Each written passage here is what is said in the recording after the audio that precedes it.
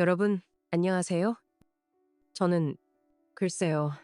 제가 누군지는 이야기를 들으시다 보면 아시게 될 거예요. 요즘 젊은 사람들은 택시 잘 안 타죠. 카카오 택시, 우버, 뭐 이런 앱들이 다 있으니까. 저는 20년째 이 일을 하고 있는데, 밤 10시부터 새벽 6시까지 돌아다녀요. 처음엔 어쩔 수 없이 시작한 일이었거든요. 공장에서 일하다가 정리해고 당하고 40살 넘어서 다시 취직하기도 힘들고 그래서 택시 면허 딴 거였어요. 집사람이 처음엔 반대했죠. 여보, 밤새 운전하면 몸 망가져. 다른 일 알아보자. 근데 40 넘은 남자가 할 수 있는 일이 뭐가 있겠어요? 사람들은 택시기사를 그냥 운전만 하는 사람이라고 생각하는데 아니거든요. 저희는 정말 많은 걸 봐요. 사람들의 가장 솔직한 모습들을 말이에요. 새벽에 병원에서 나오는 사람들, 술에 취해서 집에 가는 사람들, 공항에 급하게 가야 하는 사람들, 다들 저마다 사연이 있어요. 그 사연들이 때로는 제 마음을 울리고, 때로는 정말 화나게 만들기도 하고요. 오늘 들려드릴 이야기는 제 인생을 완전히 바꿔놓은 일들이에요. 믿기 어려우실 수도 있지만, 전부 제가 직접 겪은 일들입니다. 그리고 이런 일들을 겪으면서 깨달았어요. 택시기사라는 게 단순히 돈벌이가 아니라는 걸요. 세상에는 정말 많은 사람들이 도움을 필요로 하고 있거든요. 그런데 아무도 그들 얘기를 들어주지 않아요. 저는 운 좋게 그런 분들을 만날 수 있었고 작은 도움이라도 드릴 수 있었어요. 작년 3월이었어요. 비가 정말 쏟아지던 날, 새벽 2시쯤에 종로 3가에서 할머니 한 분이 손을 드시더라고요. 이상했어요. 이 시간에 70 넘어 보이는 할머니가 왜 길거리에 서 계실까? 게다가 이런 비까지 오는데 뭔가 심상치 않다 싶었죠. 문을 열어드렸는데 할머니가 완전히 눈물범벅이 되어서 올라타시는 거예요. 옷도 비에 다 젖어 있고. 기사님, 제발 좀 도와주세요. 제 아들을 찾아야 해요. 목소리가 완전히 절망에 빠져 있더라고요. 20년 동안 택시 운전하면서 이렇게 간절한 목소리는 처음 들어봤어요. 할머니, 무슨 일이세요? 우선 어디로 가실까요? 기사님, 저도 어디로 가야 할지 모르겠어요. 그냥 제 아들이 있을 만한 곳들을 좀 돌아봤으면 해서요. 할머니 말씀을 들어보니까 아들이 3일 전부터 집을 나가서 연락이 안 된다는 거예요. 그런데 그 아들이 40대 중반인데 치매 초기 증상이 있다는 거죠. 요즘 자꾸 길을 잃어해요. 병원에서는 조기 치매라고 하는데 기사님, 제가 미친 것 같죠? 이런 새벽에 나와서 정말 가슴이 아프더라고요. 할머니, 신고는 하셨어요. 했어요. 근데 성인이라서 며칠 더 기다려보라고 하더라고요. 본인 의지로 나간 걸 수도 있다나, 뭐라나. 그때 할머니가 핸드폰을 보여주시는데 아들한테 보낸 문자가 200개가 넘어 있더라고요. 현우야, 엄마야, 집에 와라. 밥 해놨다. 네가 좋아하는 김치찌개. 아들아, 제발 전화 한 번만. 현우야, 엄마가 뭘 잘못했니? 왜 연락이 없니? 문자를 보는데 정말 눈물이 나더라고요. 어머니의 간절함이 그대로 느껴지는 거예요. 할머니, 아드님이 왜 집을 나가셨어요? 제가, 제가 실수를 했어요. 아들한테 병원에 가자고 했거든요. 약을 바꿔보자고. 할머니가 고개를 떨구시면서 계속 말씀하셨어요. 그랬더니 갑자기 소리를 지르는 거예요. 엄마는 날 미쳤다고 생각하는 거야. 난 정상이야. 하면서. 그리고는 문을 박차고 나가버렸어요. 그때 뭐라고 하셨어요? 현우야, 그게 아니야. 엄마가 걱정돼서 그러는 거야. 했는데 아들이 돌아보면서 이렇게 말하더라고요. 엄마, 난 이제 엄마한테 짐이야. 차라리 없어지는 게 나을 거야. 그 말을 하시면서 할머니가 흐느끼기 시작했어요. 기사님, 제가 정말 바보같이 그런 말을 했어요. 아들이 얼마나 속상했을까요? 더 화가 났던 건 할머니 말씀에 따르면 동네 사람들 반응이 이랬다는 거예요. 아직 40대인데 무슨 치매? 그냥 집 나간 거 아니에요. 요즘 남자들 다 그래요. 스트레스 받으면 가출하고. 할머니가 너무 오버하시는 거 아닌가요? 며칠 있으면 돌아올 거예요. 듣고 있으니까 정말 화가 나더라고요. 할머니가 얼마나 절망스러우셨을까요? 기사님, 사람들이 치매는 늙은 사람만 걸리는 병이라고 생각해요. 40대에도 올 수 있다는 걸 몰라요. 우리 현우가 얼마나 힘들어했는데 아드님이 치매 진단을 받고 얼마나 충격받았을지 상상이 갔어요. 40대 중반에 그런 진단을 받는다는 게 받아들이기가 쉽지 않았을 거예요. 그날 밤을 할머니랑 함께 보냈어요. 동대문, 종로, 명동. 아들이 다닐 만한 곳들을 다 돌았죠. 저기 PC방도 가봐요. 현우가 가끔 거기서 게임을 했거든요. 할머니, 이 시간에 문연 PC방이 있을까요? 24시간 하는 곳도 있어요. 제발, PC방마다 들어가서 물어봤어요. 사진도 보여드리고, 근데 아무도 못 봤다고 하더라고요. 찜질방도 가보고, 지하철역 대합실도 가보고, 할머니가 점점 지쳐가시는 게 보였어요. 새벽 4시가 넘어가니까 할머니가 완전히 기력을 잃으시더라고요. 기사님, 요금이 얼마나 나왔어요? 제가 돈이 많지 않은데. 할머니, 그런 걱정하지 마세요. 오늘은 제가 아드님 찾는 거 도와드리는 거예요. 새벽 5시쯤이었어요. 탑골공원 근처를 지나는데 할머니가 갑자기 소리를 지르시더라고요. 저기 벤치에 현우다. 차를 급하게 세우고 봤는데 정말이었어요. 벤치에서 웅크리고 자고 있는 남자가 할머니 아들이었어요. 할머니가 뛰어내리셔서 현우야, 엄마 왔다. 엄마가 왔어. 그 장면은 평생 못 잊을 것 같아요. 저도 급하게 차에서 내려서 따라갔는데 아드님 상태가 정말 안 좋았어요. 3일 동안 제대로 못 드셨는지 비틀비틀하고 옷도 다 더러워져 있고. 그런데 더 충격적인 건 아드님이 할머니를 못 알아보는 거였어요. 아줌마가 누구세요? 왜 저를 깨우세요? 할머니가 그 말 듣고 주저앉으면서 우시는데 정말 저도 눈물이 났어요. 병원에 모시고 가는 길에 아드님이 갑자기 정신이 들더라고요. 엄마 왜 여기 계세요? 여기가 어디예요? 할머니가 울면서 웃으시더라고요. 현우야. 엄마가 찾았구나. 엄마, 제가 왜 여기 있어요? 기억이 안 나요. 괜찮아, 현우야.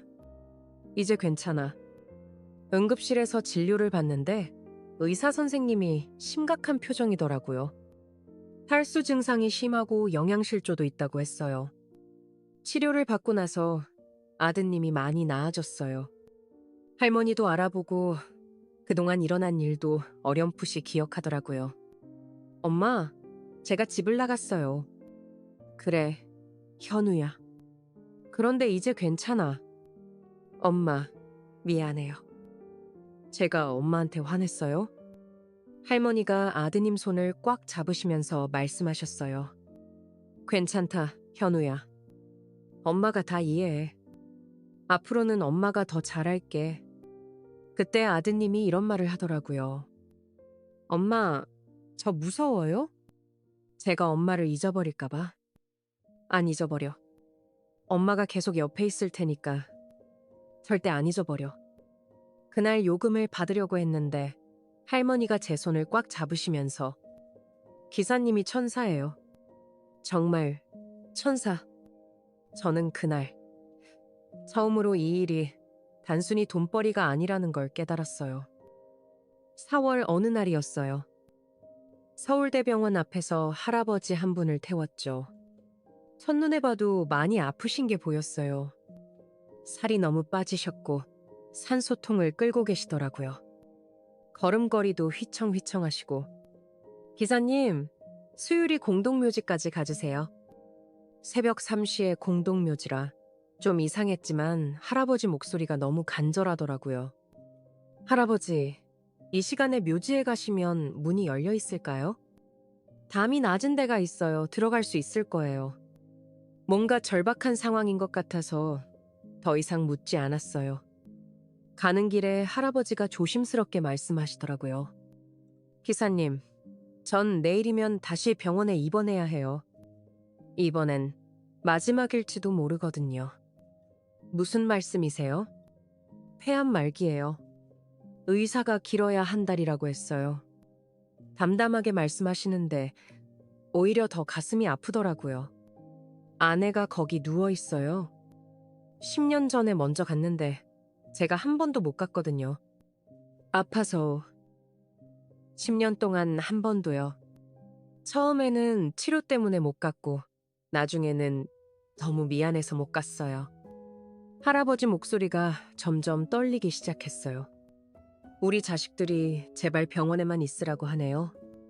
위험하다고. 근데 기사님, 저는 아내한테 할 말이 있어요. 할아버지 자식들 얘기를 들어보니까 정말 답답하더라고요. 큰아들이 미국에 살아요. 한 달에 한 번 화상통화하는데 아버지, 병원에서 푹 쉬세요. 치료에만 집중하세요. 이런 말만 해요. 작은 아들은요, 바로 옆 동네 살아요. 한 달에 한 번 얼굴 보러 와요. 그것도 30분 정도. 아버지, 병원에서 푹 쉬세요. 우리가 다 알아서 할게요. 이런 말만 하고 가요? 들으니까 화가 나더라고요. 어떻게 자식이 그럴 수 있어요? 기사님, 제가 평생 그놈들을 위해서 살았거든요. 대학 보내고 결혼시키고 집까지 사주고 그런데 마지막에 이런 대접을 받을 줄은 몰랐어요. 내가 평생 저 놈들을 위해서 살았는데 마지막 소원 하나 들어달라는 게 그렇게 어려운 일인가요? 할아버지가 눈물을 글썽이시면서 말씀하시는데 정말 마음이 아팠어요. 묘지에 도착해서 할아버지를 부축해 들어갔어요. 정말 담이 낮은 곳이 있더라고요. 아내분 묘소를 찾는데 할아버지가 갑자기 걸음을 멈추시더라고요. 기사님, 갑자기 무서워져요. 아내한테 뭐라고 말해야 할지. 할아버지, 그냥 마음에 있는 말씀하세요. 할아버지가 무릎을 꿇고 비석 앞에 앉으시더라고요. 여보야, 나왔어. 늦었지. 그리고 1시간 동안 혼자서 중얼중얼 말씀하시는 거예요. 미안해. 혼자 아프게 해서 내가 더 일찍 와야 했는데. 여보야, 나 많이 아파. 그런데 무서워. 혼자 가는 게 무서워. 애들은 잘 크고 있어. 그런데 우리 생각은 별로 안 하는 것 같아. 저는 차에서 기다리고 있었는데 어느새 눈물이 나더라고요. 한참 후에 할아버지가 묘비석을 어루만지시면서 여보야, 나 한 가지 약속할게. 앞으로 일주일에 한 번씩 올게. 아프더라도. 돌아오는 길에 할아버지가 기사님, 요금이 얼마예요? 아니에요, 할아버지. 그냥 가세요. 그러면 안 되죠. 이렇게 늦은 시간에. 할아버지, 제가 할아버지 덕분에 많이 배웠어요. 가족이 얼마나 소중한지. 할아버지가 제 손을 꽉 잡으시면서 고맙습니다. 정말 고마워요. 기사님 같은 분이 있어서 세상이 아직 살만해요. 2주 후에 부고 소식을 신문에서 봤어요. 할아버지가 돌아가셨다고 약속대로 일주일에 한 번씩 아내분 묘소에 다니시다가 병원으로 실려가셨다고 하더라고요. 장례식장에 가봤는데 정말 사람이 별로 없더라고요. 자식들도 형식적으로만 하는 것 같고 큰아들은 아버지가 무리하셔서 이런 말만 하고 작은 아들은 우리가 말렸는데 하면서 오히려 할아버지를 원망하는 투더라고요. 그때 깨달았어요. 가족이라는 게 얼마나 무서운 건지를요. 9월이었어요. 지하철 파업으로 서울이 완전히 마비된 날이었죠. 그날 저는 평소보다 일찍 나왔어요. 이런 날에는 택시 수요가 많을 거라고 생각해서 솔직히 돈 좀 벌어보자는 생각이었거든요. 새벽 6시쯤에 한 학생이 급하게 택시를 잡더라고요. 교복을 입었는데 완전히 패닉 상태였어요. 기사님, 제발 연세대까지 가주세요. 면접이 8시에 있어요. 그날이 수시 면접 날이었나 봐요. 이 애 인생이 달린 날인 거죠. 연세대요? 학생, 오늘 지하철 파업이라서 길이 많이 막힐 텐데. 알아요. 그래서 더 급해요. 제발 태워주세요. 학생이 올라타면서 말하더라고요. 기사님, 돈은 지금 3만 원밖에 없어요. 부족하면 나중에라도 꼭 드릴게요. 연세대까지 평소 같으면 2만 원인데 그날은 차가 막혀서 5만 원은 나올 것 같더라고요. 학생, 일단 가보자. 돈 걱정은 나중에 하고 정말 길이 말도 안 되게 막혔어요. 한남대교가 거의 주차장이더라고요. 길이 너무 막혀서 7시 30분이 되어도 반도 못 갔어요. 뒷자리에서 학생이 울더라고요. 아, 끝났다. 완전히 끝났어. 그래서 물어봤죠. 많이 준비했어. 1년 동안 다른 거 하나도 안 하고 준비했어요. 엄마가 새벽 5시에 일어나서 도시락 싸주시고 아빠는 야간 근무까지 하면서 학원비 벌어주시고 이 집은 정말 이 아이 대학 때문에 온 가족이 희생하고 있구나 싶었어요. 우리 집은 가난해요. 아빠가 공장에서 일하시고 엄마는 청소 일하세요. 제가 대학 못 가면 우리 가족 희망이 없어요. 학생이 훌쩍훌쩍 울면서 말하더라고요. 연세대 경영학과가 꿈이었어요. 거기 가서 열심히 공부해서 좋은 회사 들어가서 부모님 편하게 해드리고 싶었는데 엄마가 어제까지도 걱정하셨어요. 민수야, 내일 면접 잘 보고 와라. 엄마가 기도할게. 하시면서 새벽에 일어나서 제가 좋아하는 김밥 싸주시고 아빠는 평소에 말씀이 별로 없으신데 어제는 제 방에 들어오셔서 아들아, 긴장하지 말고 네가 준비한 대로만 하면 돼 하시면서 용돈을 주시더라고요. 5만 원. 아빠가 한 달 용돈이 10만 원인데 절반을 주신 거예요. 그때부터 제가 미친 듯이 운전했어요. 갓길로 달리고 이면도로로 빠지고 사실 좀 위험했죠. 그런데 이 아이를 포기할 수는 없었어요. 학생, 꽉 잡아. 청담대교로 빠져서 한남대교로 우회해서 정말 서울 지리를 총동원했어요. 7시 50분. 아직도 10분 더 가야 하는데 시간이 없었어요. 기사님, 저 뛰어갈게요. 여기서 내려주세요. 아니야. 끝까지 데려다 줄게.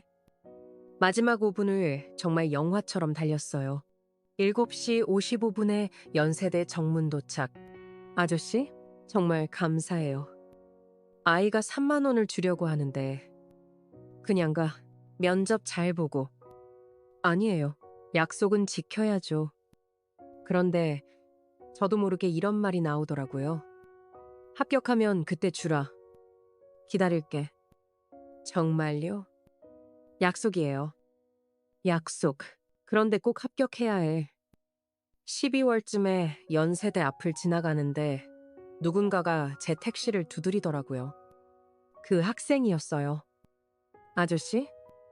저 기억나세요? 어, 면접 보던 학생. 네, 합격했어요. 정말 기뻤어요.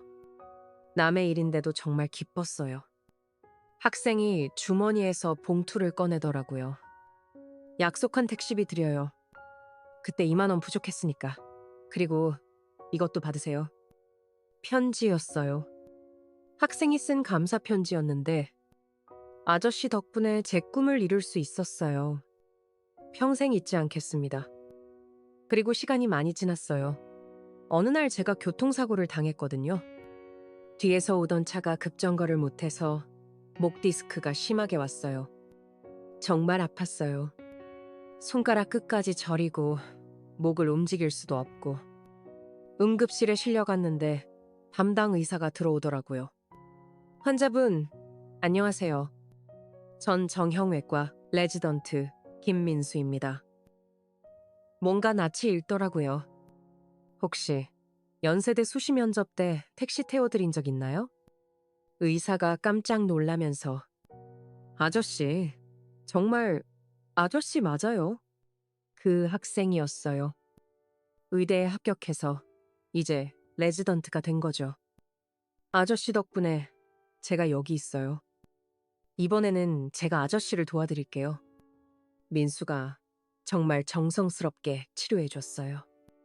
다른 의사들보다 더 자세히 검사하고 더 좋은 치료법을 찾아주고 아저씨, 수술까지는 안 해도 될 것 같아요. 물리치료랑 약물치료로 좋아질 거예요. 민수야, 정말 고맙다. 아저씨한테 받은 도움에 비하면 아무것도 아니에요. 치료받으면서 민수 얘기를 들어보니까 정말 열심히 살고 있더라고요. 대학 들어가서 장학금 받아가면서 공부했어요. 부모님한테 부담 안 드리려고, 그리고 꼭 의사가 되어서 어려운 사람들 도와주고 싶었거든요. 왜 의사가 되고 싶었어? 아저씨 같은 분들을 위해서요. 돈 없어도 좋은 치료 받을 수 있게 해주고 싶어서. 정말 세상이 이렇게 돌고 도는구나 싶었어요. 11월 어느 날이었어요. 할머니 한 분이 케이크 가게 앞에서 택시를 잡으시더라고요. 뭔가 좀 이상했어요. 케이크를 하나 들고 계시는데 너무 작더라고요. 1호 케이크. 혼자 드시기에도 너무 작은 크기였어요. 어디까지 모셔다 드릴까요? 성북동으로 가주세요. 할머니 목소리가 뭔가 쓸쓸하더라고요. 가는 길에 할머니가 작은 목소리로 중얼거리시더라고요. 78년을 살았는데 혼자 생일 케이크를 자르는 날이 올 줄이야. 그래서 조심스럽게 물어봤어요. 할머니, 오늘 생일이세요? 네. 근데 축하해줄 사람이 없어요.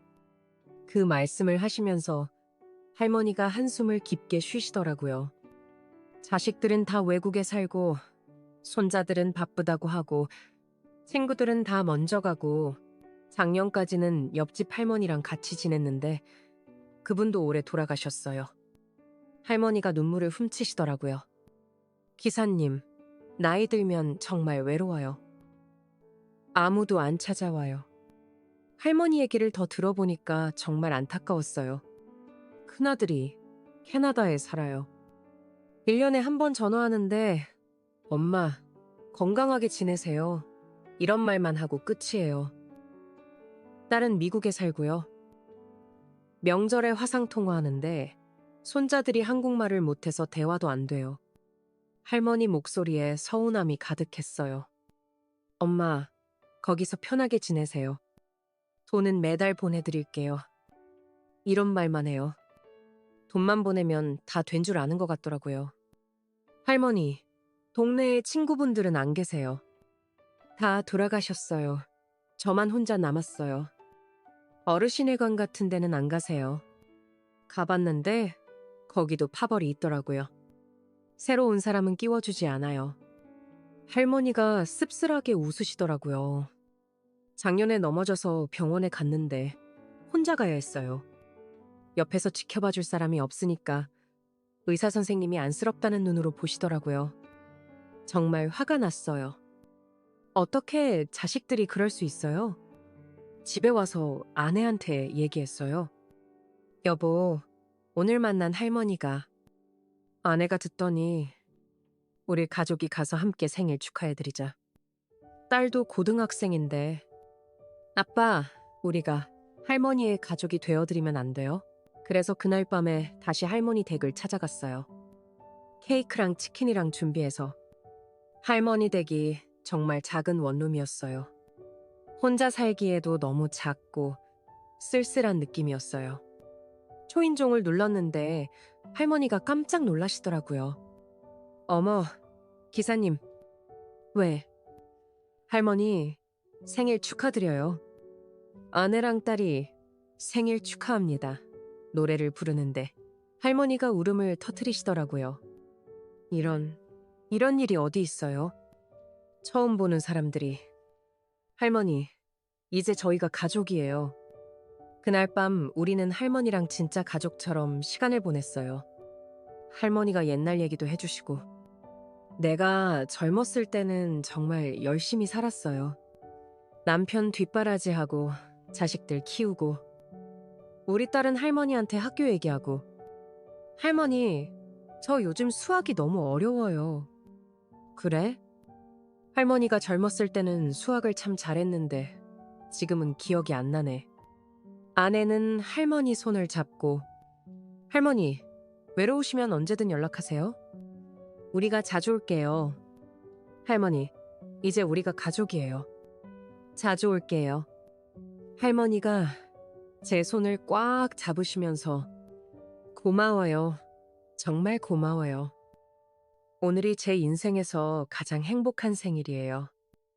그날 이후로 할머니는 정말 저희 가족이 되셨어요. 일주일에 한 번은 만나고 명절에는 함께 보내고 할머니도 많이 밝아지셨어요.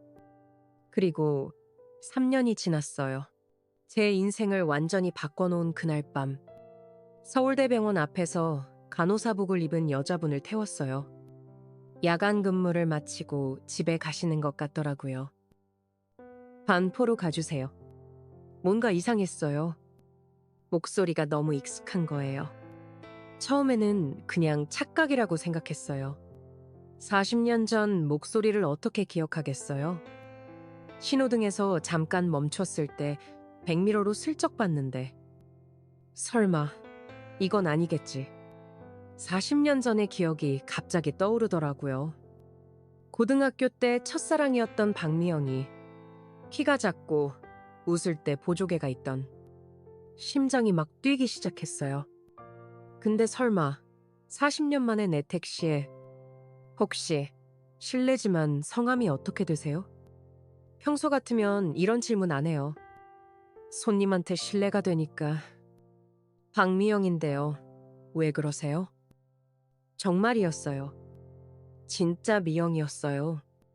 혹시 논산고등학교 나오셨나요? 뒷자리에서 갑자기 조용해지더라고요. 어떻게 아세요? 혹시 목소리가 떨리는 게 느껴졌어요. 미영아, 나야. 박태수. 잠깐 침묵이 흘렀어요. 정말 긴 침묵이었어요. 태수야? 박태수? 설마, 진짜야? 미영이 목소리도 떨리고 있었어요. 응, 나야? 차를 길가에 세우고 우리는 40년 만에 마주봤어요. 정말 많이 늙었죠. 둘 다. 주름도 생기고 머리도 휘어지고. 근데 눈은 똑같더라고요. 40년 전 그 눈 그대로. 미영아, 정말 너구나. 둘 다 울었어요. 40년 동안 쌓인 그리움이 한꺼번에 터져나오는 것 같았어요. 태수야, 너 많이 늙었다. 너도, 근데 아직도 예뻐. 어색했어요. 40년이라는 시간이 쉽게 사라지지 않더라고요. 태수야, 지금 뭐해? 택시기사. 너는? 간호사. 밤 근무하고 있어. 서로 어떻게 살았는지 궁금한 게 너무 많았는데 뭐부터 물어야 할지 모르겠더라고요. 미영아, 나 그때 너 왜 갑자기 연락 안 했는지 40년 동안 궁금했어. 미영이가 한참 생각하더니 말하더라고요. 태수야, 우리 아버지가 사업을 망했어. 그래서 야반도주를 했던 거야. 빚쟁이들한테 쫓겨서. 이런, 그런 사정이 있었구나. 그때 너한테 편지를 쓰려고 했는데 아버지가 그러시더라. 이런 처지에 무슨 연애냐. 그 애만 힘들게 할 거다고. 미영이도 그때 고등학생이었잖아요. 어른들 결정에 따를 수밖에 없었던 거죠. 나도 너를 많이 찾았어. 주소도 모르고 전화번호도 모르고 인터넷도 없던 시절이었잖아. 40년 동안 어떻게 살았는지 얘기했어요? 미영이는 간호사가 됐어요. 어머니 병원비 때문에 일찍 사회에 나가야 했대요. 고등학교 졸업하고 바로 간호조무사 했어. 그러다가 야간 고등학교 나오고 간호대학도 야간으로. 결혼은 35살에 했는데 남편이 5년 전에 암으로 돌아가셨다고. 남편은 좋은 사람이었어. 나한테 첫사랑이 있다는 것도 알고 있었고 이해해줬어. 자식은 딸 하나 있는데 미국에 산다고 하더라고요. 딸이 의사야. 미국에서 레지던트 하고 있어. 자랑스럽긴 한데 너무 멀어. 저는 공장에서 일하다가 택시기사 됐다고 했죠. 결혼도 했지만 10년 전에 이혼했다고. 아내가 내 성격을 못 견뎌 했어. 너무 고집이 세다고. 그리고 돈도 많이 못 벌고. 그날부터 우리는 조금씩 다시 만나기 시작했어요. 처음엔 정말 어색했죠. 40년이라는 시간이 쉽게 지워지지 않더라고요. 미영이의 야간 근무가 끝나는 시간에 맞춰서 집까지 데려다 주고. 태수야, 요금은? 무슨 요금? 우리 사이에. 그런 식으로 몇 번 만나면서 조금씩 예전 모습이 보이기 시작했어요. 미영이가 웃는 모습, 화낼 때 볼을 부풀리는 모습, 다 똑같더라고요. 야, 너 아직도 화나면 볼 부풀리는구나. 너도 아직도 실없는 소리 잘하고. 하지만 40년 동안 받은 상처들도 있었어요. 미영이는 남편을 5년 전에 암으로 잃었죠. 5년 동안 간병했어. 그런데 마지막에 너무 힘들었어. 많이 아팠어. 처음에는 괜찮다고 했는데 점점 안 좋아지더라고. 마지막 1년은 정말 힘들었어. 미영이 목소리가 떨렸어요. 그때 생각했어. 아, 내가 평생 혼자 살 수도 있겠구나.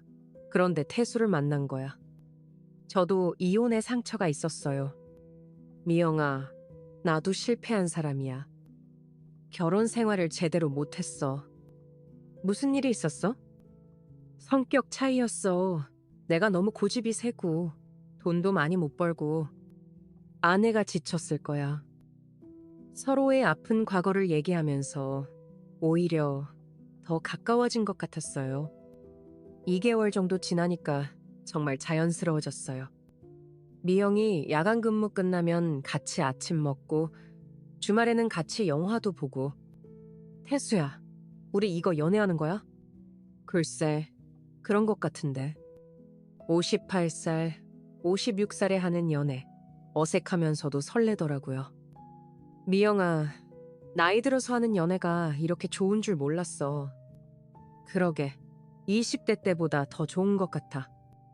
그런데 주변 사람들 반응이 좀 그랬어요. 미영이 병원 동료들은 미영이 언니, 이 나이에 무슨 연애? 조심해요. 남자들은 다 똑같아요. 나중에 속상해요. 제 동료 택시기사들도 형, 이 나이에 뭔 연애야. 그냥 편하게 혼자 살아. 여자는 귀찮아. 돈만 많이 들어. 정말 화가 나더라고요. 나이 들면 사랑하면 안 되나요? 나이 들면 행복하면 안 되나요? 미영아, 사람들이 너무 하는 것 같아. 우리가 뭘 잘못했다고. 태수야, 신경 쓰지 마. 우리가 행복하면 되는 거야. 3개월쯤 지나니까 서로에 대한 확신이 생겼어요. 어느 날 갑자기 이런 말이 나왔어요. 미영아, 나 너랑 결혼하고 싶어. 태수야, 우리 나이가 뭐가 중요해. 나 혼자 살기 싫어. 너랑 같이 늙어가고 싶어. 미영이가 한참 생각하더니 나도 그래. 그래서 정식으로 프러포즈를 했어요. 미영이가 좋아하던 공원에서 반지도 사서. 박미영, 나랑 결혼해 줄래? 박태수, 정말 확신해? 40년을 기다렸는데 확신 안 하면 언제 확신해? 미영이가 울면서 웃더라고요. 그래, 결혼하자. 작년에 결혼했어요. 조촐하게 가족들만 모여서. 미영이 딸이 미국에서 왔고 제 친구들, 그동안 제가 도왔던 분들. 할머니도 오시고 민수도 왔어요. 미영이가 정말 예뻤어요. 56살인데도 웨딩드레스가 정말 잘 어울렸어요. 미영아, 정말 예뻐. 태수야도 멋져. 결혼하고 나서 정말 행복해요. 미영이는 야간 근무를 그만두고 낮 근무로 바꿨어요. 저도 야간 택시를 그만두고 낮에만 운전해요. 여보, 오늘 뭐 해? 그냥 같이 있자. 정말 이런 게 행복인 것 같아요. 아침에 같이 일어나서 같이 아침 먹고 같이 TV 보고 여보야, 내가 20대 때보다 지금이 더 좋아. 나도 40년을 기다린 보람이 있어. 이 모든 일들을 겪으면서 제가 깨달은 게 있어요. 인연이라는 건 정말 신기한 거더라고요. 할머니의 실종된 아들도, 마지막 소원을 가진 할아버지도, 면접 보러 가던 학생도, 혼자 생일을 맞는 할머니도, 그리고 40년 만에 만난 미영이도 다 우연이 아니었던 것 같아요. 제가 그날 밤 그 시간에 그 장소에 있었던 것, 그들이 제 택시를 탄 것, 모든 게 연결되어 있었던 것 같아요. 20년 동안 택시를 운전하면서 처음에는 그냥 돈벌이라고 생각했어요. 가족 먹여 살리려고 시작한 일이었거든요. 근데 이제는 이게 제 천직인 것 같아요. 매일 밤 서울 거리를 돌면서 힘든 사람들을 만나고 그들의 이야기를 듣고 작은 도움이라도 줄 수 있는 이보다 더 보람 있는 일이 어디 있겠어요. 택시 기사들을 사람들이 좀 무시하는 경향이 있어요. 그냥 운전만 하는 사람이라고. 근데 우리는 정말 많은 일을 해요. 때로는 상담사가 되고, 때로는 응급구조사가 되고, 때로는 그냥 친구가 되어주죠. 요즘 세상이 너무 차갑죠. 옆집에 누가 사는지도 모르고, 가족끼리도 안부 안 묻고. 근데 조금만, 정말 조금만 관심을 가지면 도울 수 있는 사람들이 너무 많아요. 혼자 외로워하는 노인분들, 길 잃은 사람들, 꿈을 포기하려는 젊은이들. 우리가 좀 더 따뜻했으면 좋겠어요. 안녕하세요. 한마디. 괜찮으세요? 한마디가 누군가에게는 정말 큰 힘이 될 수 있거든요. 그리고 나이에 대한 편견도 없어졌으면 좋겠어요. 나이 들었다고 해서 꿈을 포기할 필요 없어요. 사랑할 권리도 있고 행복할 권리도 있어요. 저와 미영이를 보세요. 58살, 56살에 사랑하고 결혼했어요. 그리고 정말 행복해요. 사람들이 이 나이에 무슨 이런 말 많이 하는데 그런 말에 신경 쓰지 마세요. 여러분의 인생이에요. 여러분이 행복하면 되는 거예요. 그리고 작은 도움이 얼마나 큰 변화를 만들 수 있는지도 깨달았어요. 제가 한 일들 별거 아니었어요. 그냥 조금 더 관심 갖고 조금 더 시간 내고 그 정도였어요. 근데 그 작은 도움이 누군가의 인생을 바꿔놓을 수 있어요. 민수가 의사가 된 것처럼, 할머니가 다시 웃게 된 것처럼. 여러분도 오늘부터 작은 관심부터 시작해보세요. 분명히 좋은 일이 생길 거예요. 지금 저는 정말 행복해요.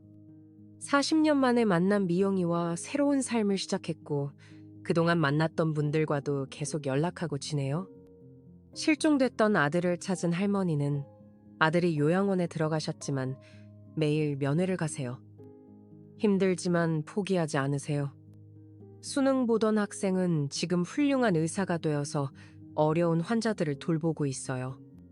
가끔 안부 전화도 하고.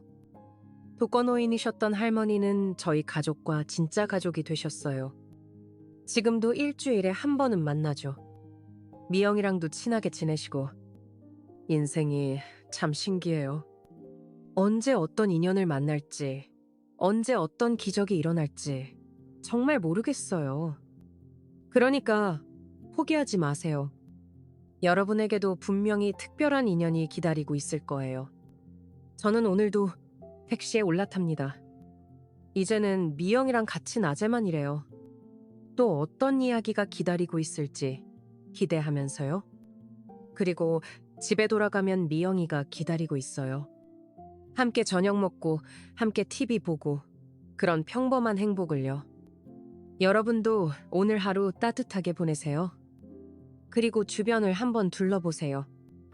여러분의 도움을 기다리는 사람이 있을지도 모르니까요. 감사합니다.